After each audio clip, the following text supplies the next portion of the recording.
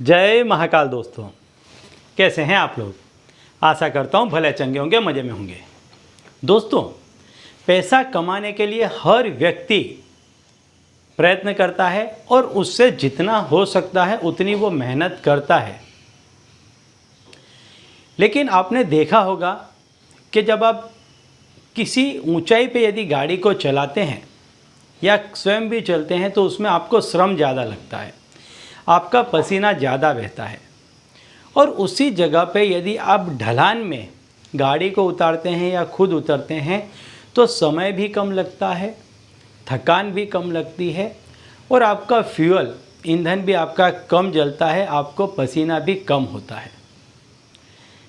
ऐसा ही होता है तंत्र मंत्र का टोने टोटके का कि व्यक्ति अंतर तो काटता है लेकिन उसमें उसको श्रम कम लगता है, मेहनत उसको कम लगती है, फ्यूल कम लगता है, यानी कमती मेहनत में उसको अर्निंग्स ज़्यादा होती हैं।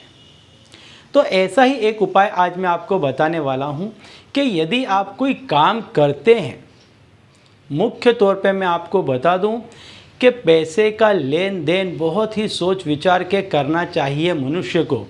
लेकिन इस समय में, वर्तमान समय में ऐसा है कि हमें किसी के भी पास से पैसा लेना पड़ता है और किसी को भी पैसा चुकाना पड़ता है, क्योंकि ऐसा कहा गया है कि यदि जैसी नीयत वाला व्यक्ति होगा वैसी नीयत आप यदि पैसा लेंगे तो आपके पैसे में वैसी ही बरकत आएगी। कोई व्यक्ति यदि खुले दिल से लेन देन करता है तो ऐसा पैसा जब आपके पास में आएगा तो वह पैसे को बढ़ा देता है। और किसी कंजूस का, किसी दिल जलाने वाले व्यक्ति का पैसा यदि आपके पास में आया तो आपकी जमा पूंजी को भी वो ले जाएगा। आपने स्वयं भी ऐसा देखा होगा। आपने कई बार ऐसा भी नोटिस किया होगा कि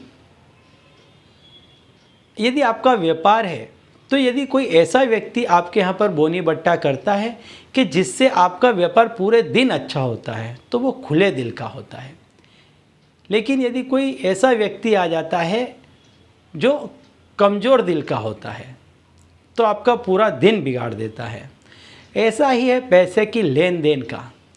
तो अब इस पैसे को कैसे शुद्ध किया जाए, कैसे पवित्र किया जाए, तो उसका उपाय आज मैं आपको बताने वाला हूँ कि पैसे को लेते देते यदि आप यह बोलते हैं तो उस पैसे की, जो उस पैसे में लग कर के हाय या बद्दुआ आने वाली है ऐसे व्यक्ति की कि जो कमज़ोर दिल का है, जो कंजूस है, तो उसकी ऐसी सारी चीज़ें, नेगेटिविटी इस पैसे से हट जाएंगी और यह पैसा भी आपका जहाँ कहीं भी लगाएंगे आपका अनेक गुना होकर के लौटेगा।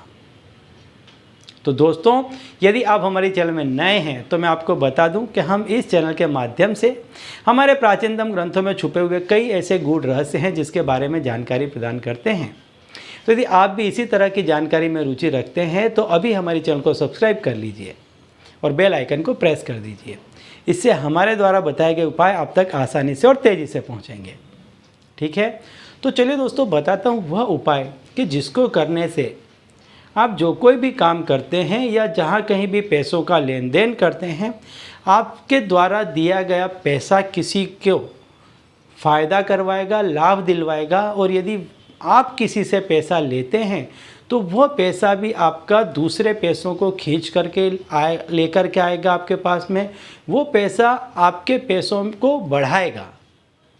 तो आपको करना क्या है कि जब भी आप किसी को पैसा देते हैं या किसी से भी आप पैसा लेते हैं तो आपको बोलना है श्रीकारम अर्थम सर्वम मम भगवते। आपको यह बोलते हुए पैसा देना है और यही बोलते हुए आपको पैसा लेना है। मन ही मन यह बोलना है आपको। क्या बोलना है?